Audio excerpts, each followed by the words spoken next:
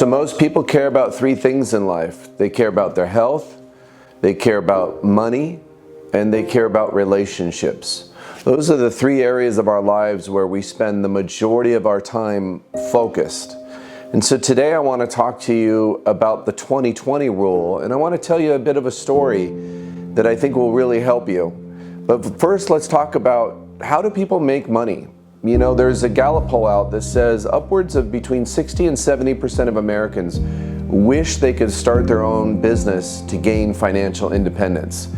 And I talk a lot about money and health and relationships. Those are the three areas that I write my books about. But today I want to focus on making money and specifically on starting a business. Now, it's reported that about 8 to 9% of Americans are actually self-employed.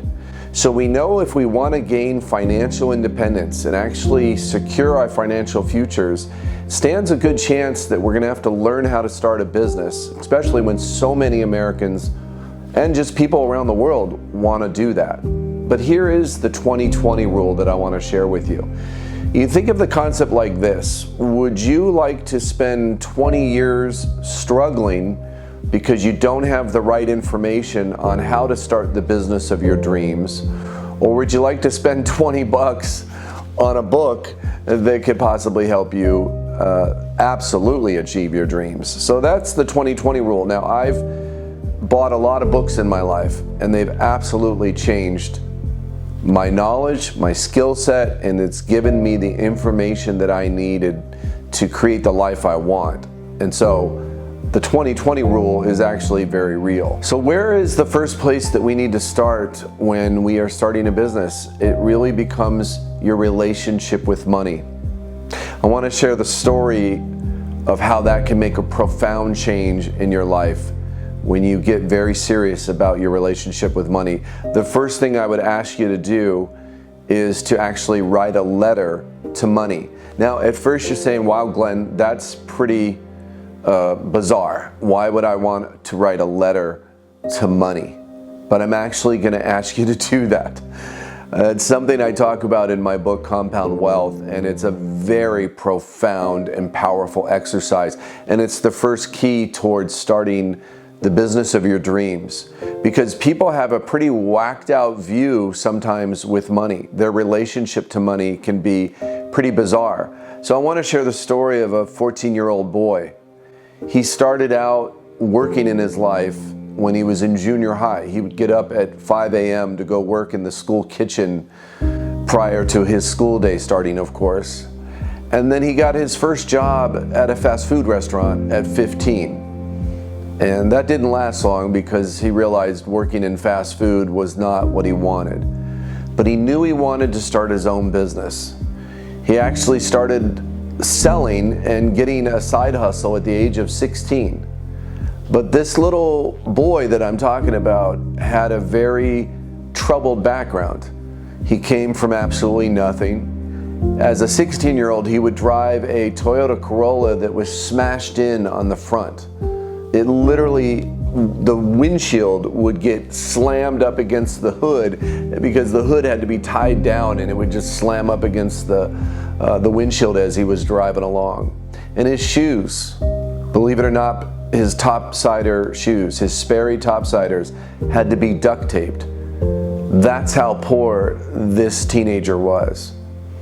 But he kept persevering. He didn't quit. And when he was 18, in fact, the day he turned 18, he walked into Bank of America, of all places, and opened up his first business checking account. And from there, he created quite a bit of success for himself. But it came from absolutely nothing. And when he looked back on his life, he wrote a letter to money, and he talked about his journey and his relationship to how he grew up with no money.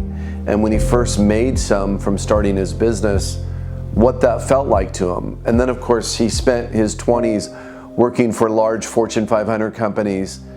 And then again, later in his 20s, he became an entrepreneur. So you see, I know something about this boy because that is my story.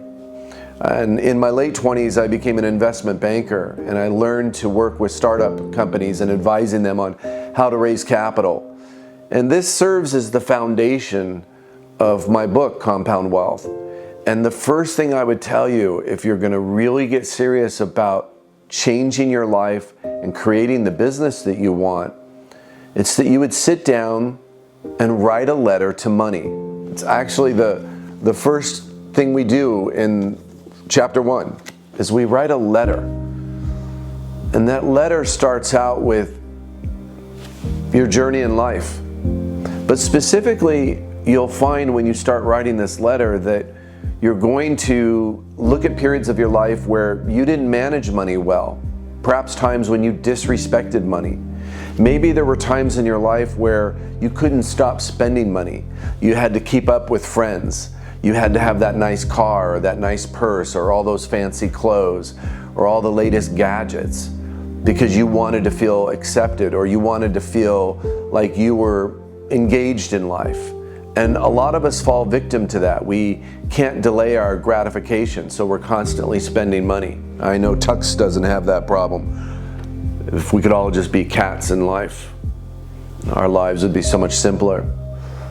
But the challenge to get a hold of your relationship to money is the foundation for starting your business. From going from paycheck to paycheck, from struggling.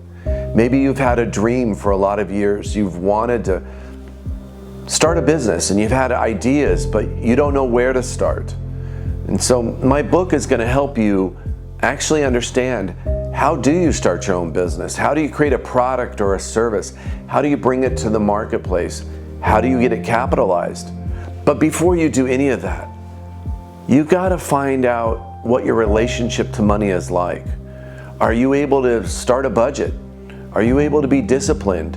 Can you just live for your basic needs and delay gratification? What is your view towards investing money? There's so many factors that go into securing our financial futures and becoming financially independent.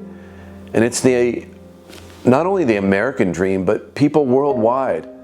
We all want to start a business. We want that sense of independence. We want to be able to have unlimited earnings. But there's so many factors that go into starting a business. And it starts with key number 1, sitting down and writing a letter and talking to money, actually writing a love letter. So imagine money is the person you're in love with. What would you say to money? What would you talk about? What would be your views of it? Do you respect it? Do you get it and then spend it?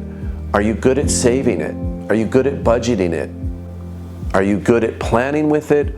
Or are you pretty reckless? You'll find this will be a watershed moment in your life when you actually sit down and write your letter to money. So I'm Glenn Grant, and I hope that this letter to money will be the first step in your path towards financial independence. It's something I talk about in my book, Compound Wealth. It sounds silly, but I can promise you it is an extremely powerful first step at creating the life that you want.